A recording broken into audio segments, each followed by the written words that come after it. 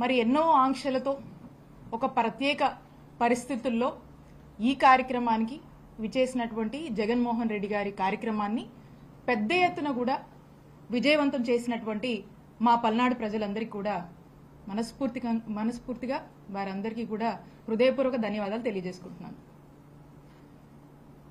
ఇటీవల కాలంలో మీరు చూస్తూ ఉన్నారు, మరి అన్ఫార్చునేట్లీ మేము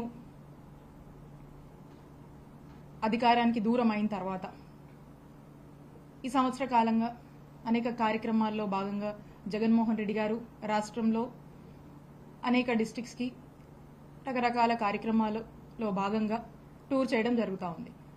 మొన్న పల్నాడులో సత్తెనపల్లి నియోజకవర్గానికి సంబంధించి జగన్మోహన్ రెడ్డి గారు యొక్క రాక ఒక ప్రత్యేక పరిస్థితుల్లో ఒక ప్రత్యేకమైనటువంటి టూర్గా మనం చూడాల్సినటువంటి అవసరం ఉంది. ఎందుకంటే రిజల్ట్స్ వచ్చిన ఎంబటే నాగమల్లేశ్వరరావు అనేటువంటి ఒక మా పార్టీకి సంబంధించినటువంటి ఉప సర్పంచ్, అతన్ని పోలీసుల యొక్క హరాస్మెంట్, తీవ్రమైన పోలీసుల యొక్క హ్యూమిలియేషన్, అంటే వాళ్ళు అన్నటువంటి మాటలు, పోలీసులు వేధించినటువంటి తీరుని భరించలేక తట్టుకోలేక తను ఆత్మహత్య చేసుకోవటం, తను చనిపోవడం జరిగింది. మరి ఆ పోలీసుల యొక్క ప్రవర్తన వల్ల కూటమి ప్రభుత్వం అధికారంలోకి వస్తూనే తనని ఇబ్బంది పెట్టి తన మరణానికి కారణమైనటువంటి ఈ కూటమి ప్రభుత్వం మరి ఆ కుటుంబాన్ని పరామర్శించడానికి జగన్మోహన్ రెడ్డి గారు వస్తే పోలీసులు, నాకు తెలిసి జిల్లాలో ఉన్నటువంటి పోలీసులు బలగాలన్నీ కూడా, యంత్రాంగాలన్నీ కూడా వచ్చి మొన్న ఈ కార్యక్రమానికి సంబంధించి ఎక్కడికక్కడ కూడా పూర్తి స్థాయిలో అన్ని మెజర్స్ తీసుకొని వాళ్ళు పకడ్బందీగా ఈ ప్రోగ్రామ్ని విఐపి ఎవరైతే ప్రొటెక్టివ్ ఉన్నారో జగన్మోహన్ రెడ్డి గారికి సంబంధించినటువంటి ప్రొటెక్షన్ గురించి కాకుండా ఈ కార్యక్రమానికి విచ్చేస్తున్నటువంటి ప్రజల్ని అడ్డుకునేందుకు శత విధాలుగా ప్రయత్నం చేసి ఎక్కడికక్కడ అడ్డుకునేందుకు ఒక స్పెషల్ గైడ్ లైన్స్ ఇచ్చి ఈ పోలీసు బలగాలన్నీ కూడా వేల మంది సంఖ్యలో పోలీసుల్ని డిప్లాయ్ చేసి ప్రోగ్రామ్ని ఫెయిల్ చేసేటువంటి ఒక కార్యక్రమం, ఒక మ్యారథాన్గా తీసుకొని పోలీసులు ఏ విధంగా ముందుకు వెళ్లారో రాష్ట్ర ప్రజానికం మొత్తం కూడా చూసింది.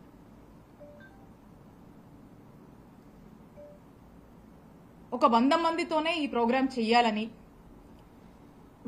ఎక్కడి నుంచి జనం వస్తున్నా కూడా వాళ్ళందరినీ ఆపేందుకు ఎంతగా దిగజారి ప్రయత్నాలు పోలీసు వారు చేశారంటే, ఉన్నటువంటి ట్రావెల్ ఏజెన్సీస్ ఫోన్ చేసి మీరు కార్లు ఇవ్వద్దు, జనాన్ని తోలడానికి గనక మీరు ఏమన్నా కార్లు గనక ఏదైనా వెహికల్స్ గనక ఇస్తే వాటి మీద కేసు పెడతాం, ఆ వెహికల్స్ అన్ని కూడా సీజ్ చేస్తామని వార్నింగ్స్ ఇవ్వటం. ఆటో యూనియన్లకు ఫోన్ చేసి మీరు గనక మీ ఆటోలు గనక ప్రొవైడ్ చేస్తే వాళ్ళందరినీ కూడా ఆ ఆటో యూనియన్కి సంబంధించి ఆటోలన్నింటినీ కూడా సీజ్ చేస్తామని చెప్పటము.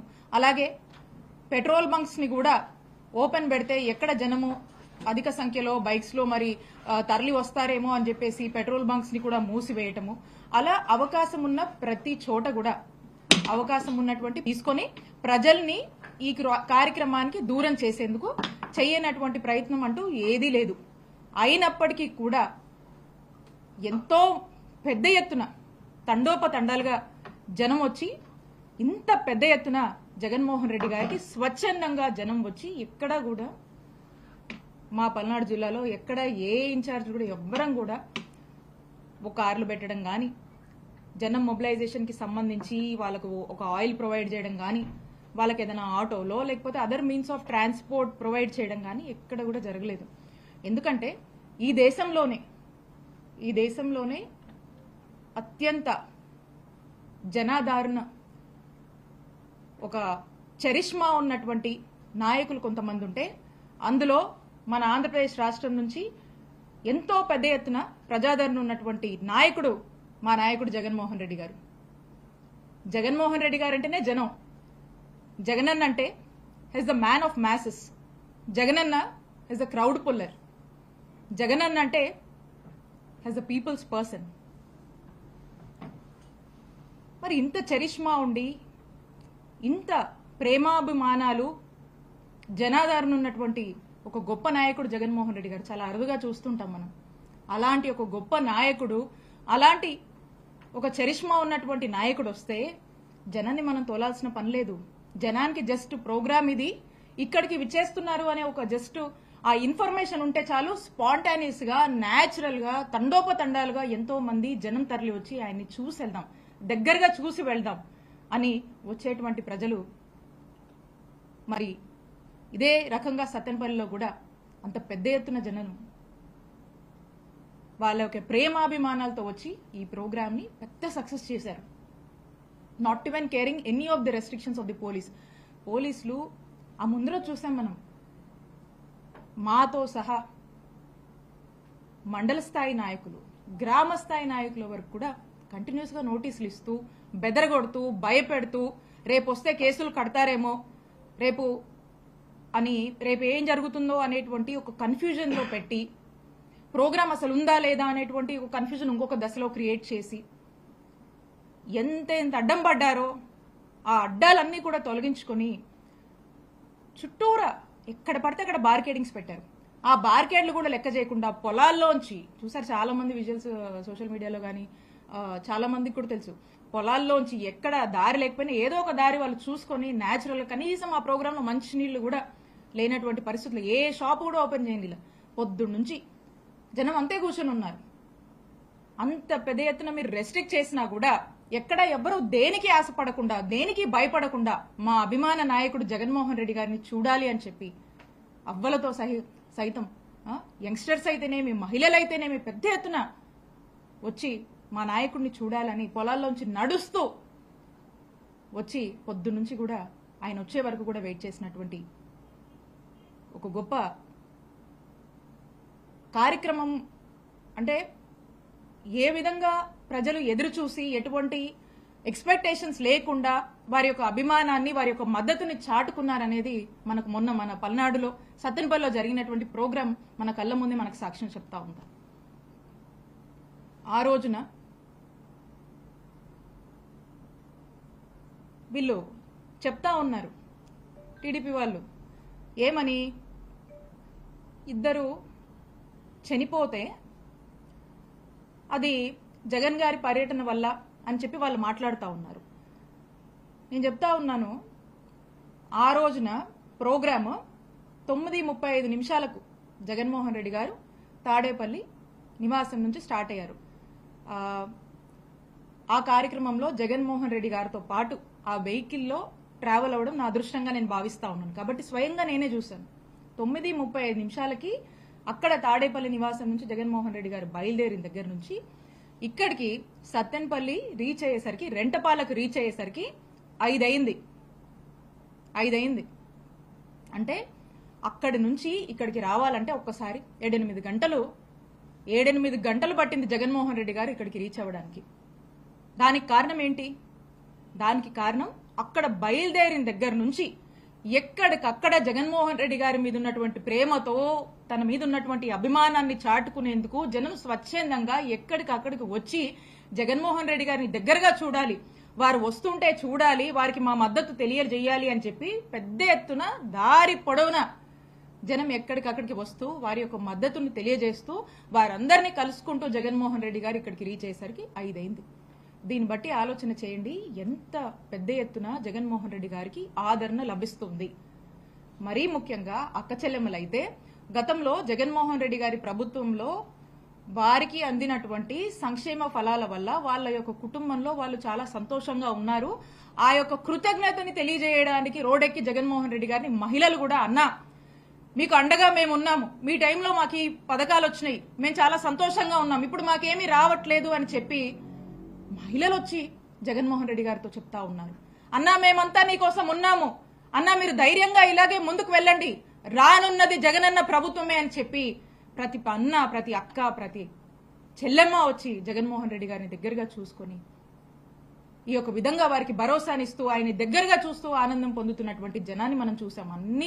అన్ని విజువల్స్ అన్ని అవైలబుల్ గా ఉన్నాయి, అన్ని సీసీ ఫుటేజెస్ దొరుకుతుంది. పోలీసులు కూడా ఉన్నారు కదా అక్కడ ఇక్కడ, పోలీసులు ఈ వచ్చేటువంటి జనాన్ని ఆపుతూ వాళ్ళని అవసరమైతే కొట్టడానికి కూడా సిద్ధమయ్యి వాళ్ళని దగ్గరగా రాకుండా చెదరగొట్టే ప్రయత్నంలో పోలీసులు కూడా ఉన్నారు కదా, వాళ్ళకు కూడా తెలుసు కదా.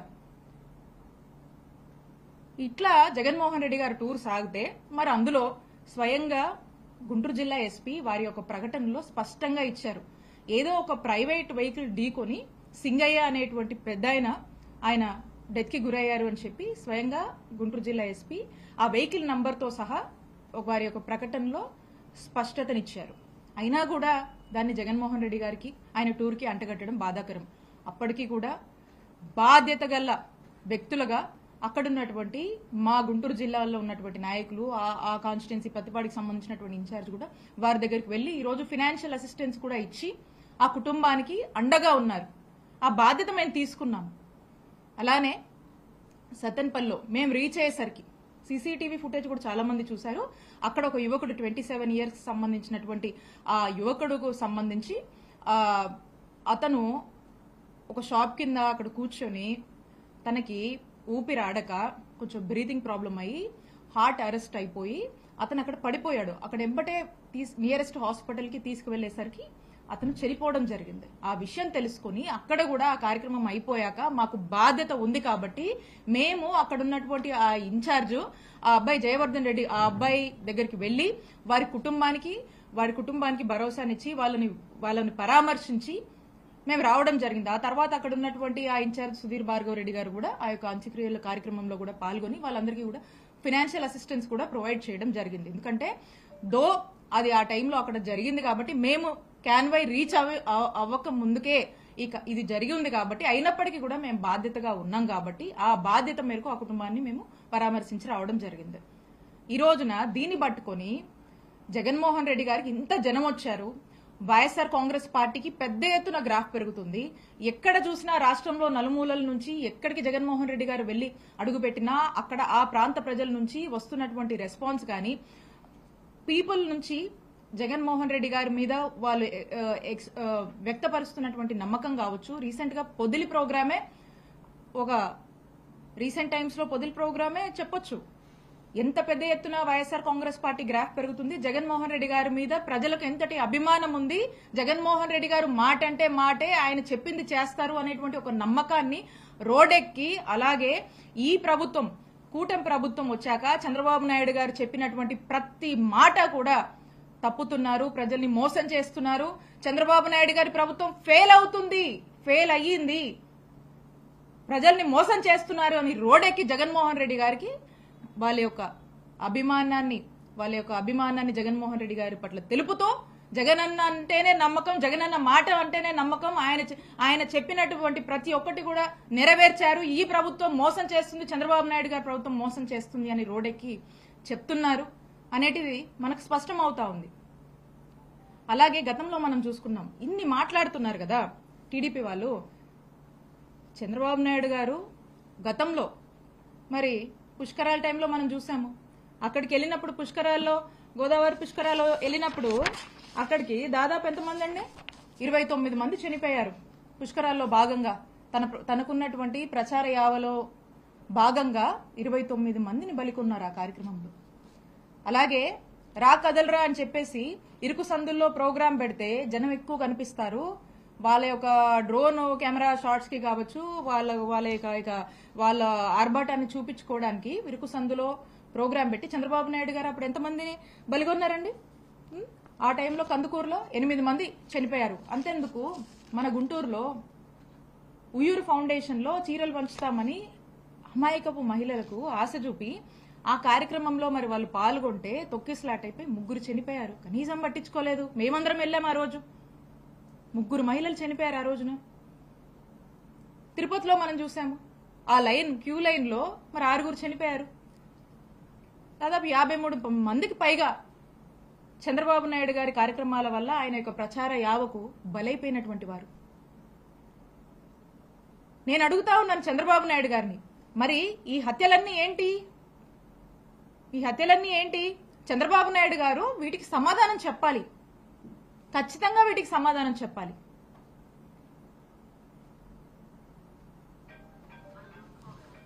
ఇలా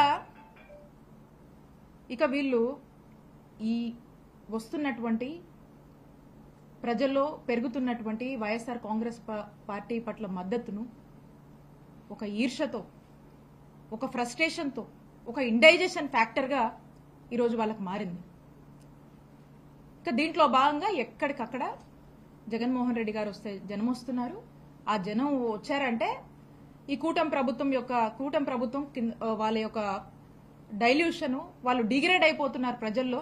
కూటమి ప్రభుత్వం యొక్క ఉనికి తగ్గుతుంది, ఈ ప్రభుత్వం ఫెయిలియర్ అని చెప్పి ప్రజలు మాట్లాడుతున్నారు అనేటువంటి విషయాన్ని గ్రహించుకొని వీళ్ళు ఇక ఏదో ఒక డైవర్షన్ పాలిటిక్స్ చేస్తూ ఉంటారు. మనం చూస్తూ ఉన్నాం రీసెంట్ టైమ్స్ లో ఒక పెద్ద మనిషి మాట్లాడుతూ ఉన్నారు.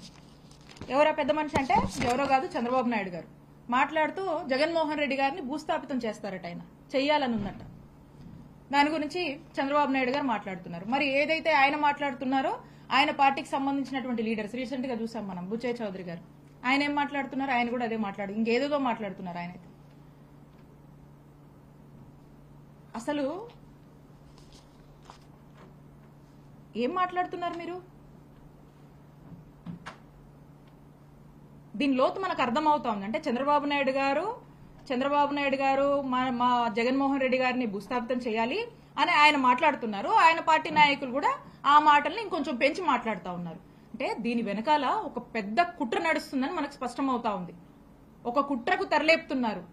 ఎందుకంటే ప్రజల్లో వస్తున్నటువంటి ఆదరణ, ప్రజల్లో కూటమి ప్రభుత్వం పైన చంద్రబాబు నాయుడు గారి నాయకత్వం మీద వస్తున్నటువంటి వ్యతిరేకతను వాళ్ళు మంచి చేసుకునే దాని మీద లేక జగన్మోహన్ రెడ్డి గారిని, మా పార్టీని ఏదో భూస్థాపితం చేయాలని మాట్లాడుతూ ఉన్నారు. అంటే ఇలాంటి ఒక కుట్రకు తెరలేపి జగన్మోహన్ రెడ్డి గారు లేకుండా చేయాలి అనేటువంటి ఒక ప్రయత్నము, ఒక వాళ్ళల్లో ఉన్నటువంటి ఒక రాక్షస కోరికలు అనేది వాళ్ళ యొక్క మాటల్లో వ్యక్తపరుస్తూ ఉన్నారు. కాబట్టి నేను చెప్తా ఉన్నాను, మీరు ఈ రోజున మీరు హామీలు ఇచ్చిన, మీరు మాట్లాడినటువంటి, మీరు చంద్రబాబు నాయుడు గారు ప్రజలకు ఏదైతే సూపర్ 6 అని హామీ ఇచ్చాడో ఆ హామీలను జగన్మోహన్ రెడ్డి గారు జనాల్లోకి వచ్చి ప్రశ్నిస్తూ ఉంటే, లేదా మా నాయకులు వైఎస్ఆర్ కాంగ్రెస్ పార్టీ వాళ్ళు అనేక ప్లాట్ఫామ్స్ లో ప్రశ్నిస్తే మరి వాళ్ళ మీద కేసులు కడతా ఉన్నారు, వాళ్ళని నానా స్టేషన్లకు దిప్పి రకరకాల ఇబ్బందులు పెడుతున్నారు కదా. మరి మీరు మాట్లాడుతున్నారు, మిమ్మల్ని ఏం చేయాలి? సేమ్ మీ మీద కూడా అప్లై చేయాలి కదా. మరి ఖచ్చితంగా అంటా ఉన్నాము, బుచ్చయ్య చౌదరి గారు ఏదైతే మాట్లాడుతూ ఉన్నారో మేము దాన్ని తీవ్రంగా ఖండిస్తున్నాము. మీ మీద కూడా, మీరు ఇలా మాట్లాడుతున్నందుకు మీ మీద కూడా తగిన చర్యలు తీసుకోవాలని మేము డిమాండ్ చేస్తా ఉన్నాము.